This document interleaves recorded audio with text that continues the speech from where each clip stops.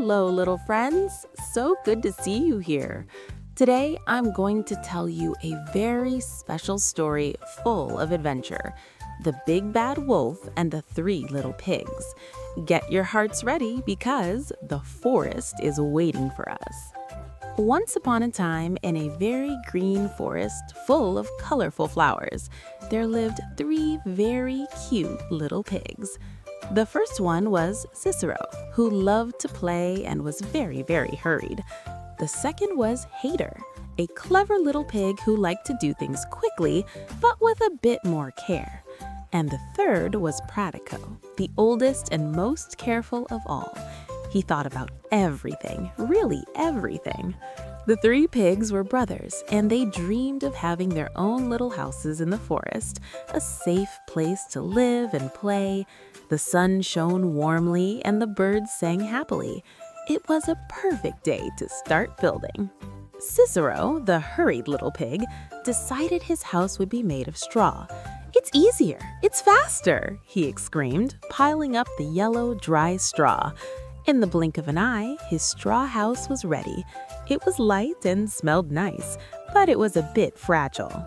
Hater looked at the straw house and thought, I think mine needs to be a little stronger.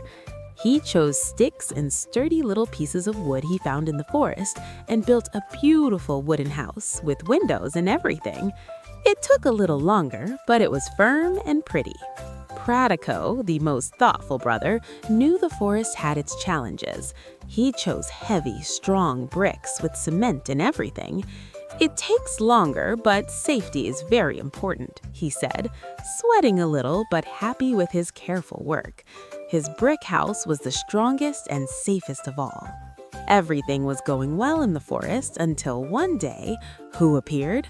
The Big Bad Wolf. But this wasn't a scary, fierce wolf. No, he was a very, very hungry and a little clumsy wolf. He loved to play chase, but his games were a bit too rough.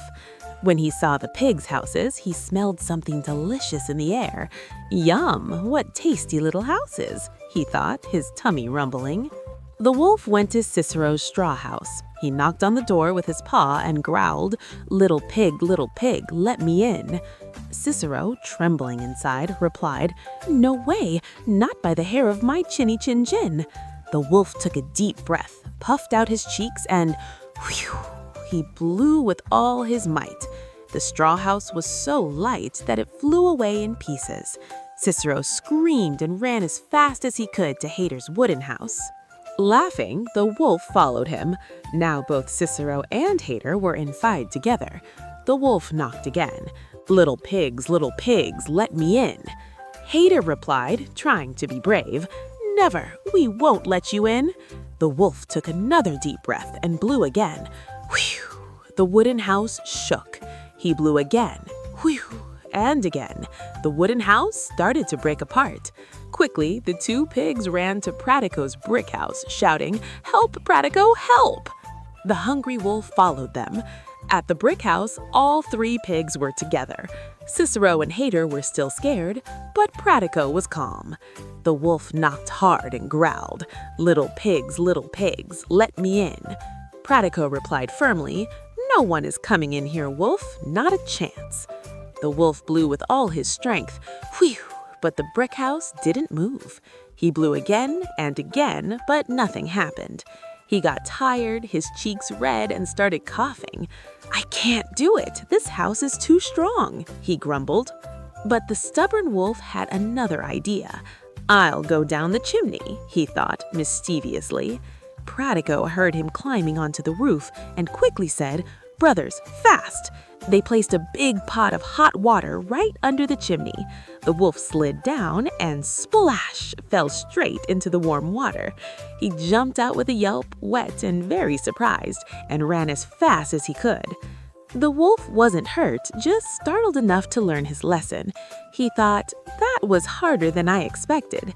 Maybe I'll look for fruits and learn to ask nicely next time." Inside the brick house, the three pigs hugged and laughed.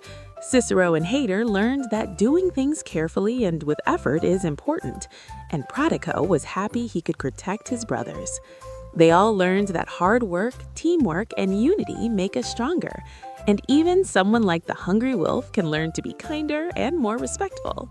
And that's the end of The Big Bad Wolf and the Three Little Pigs. If you liked this adventure, you know what to do. Like, subscribe to the channel, and turn on the bell so you don't miss any new stories. A big kiss, and until the next story, bye-bye.